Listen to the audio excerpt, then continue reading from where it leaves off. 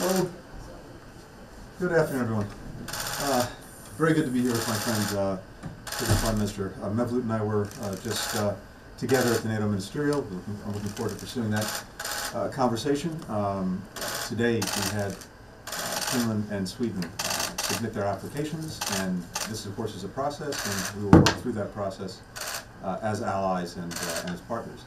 We have a lot on our common agenda, including, of course, Russia's ongoing aggression against Ukraine.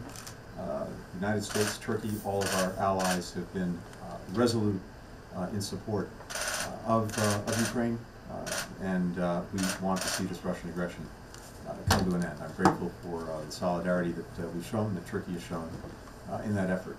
There are many other challenges that we're dealing with together, and maybe some opportunities, including the South Caucasus. We'll have an opportunity to talk about that.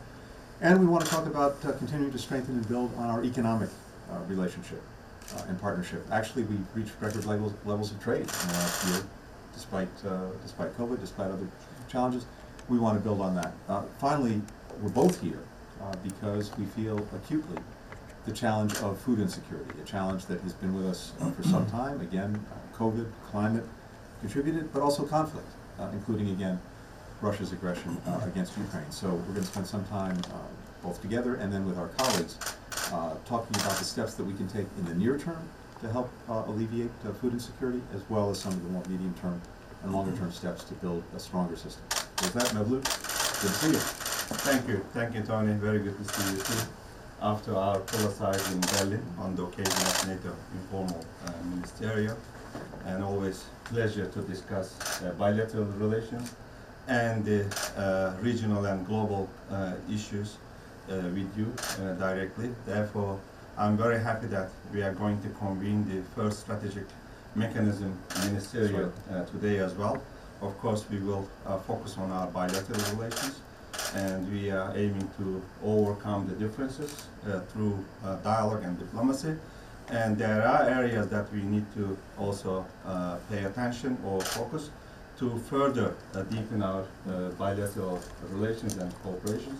And you mentioned trade. Yes, we aim to reach $100 billion trade volume, and the increase in 2021, despite the pandemic, actually made us more hopeful to reach that target.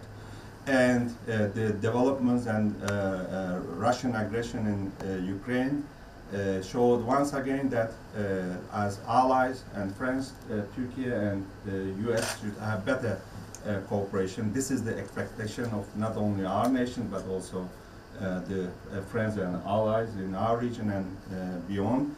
And two new challenges that we are facing today, actually ongoing one, the migration and the food security.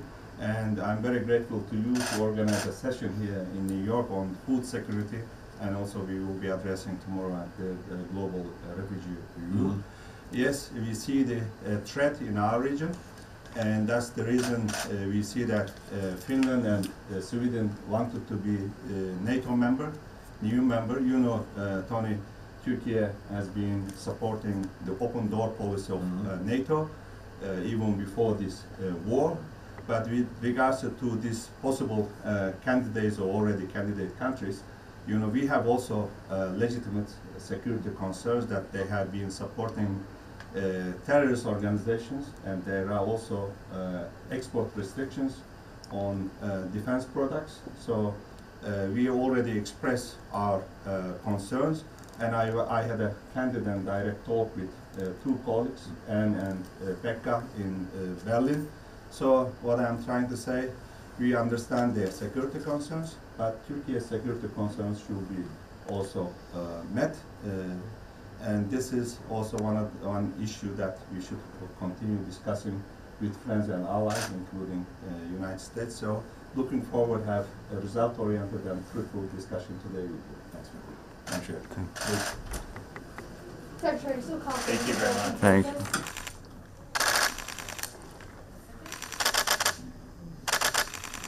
So we'll share with our respective colleagues. We covered a little bit of ground, but I wanted to be sure.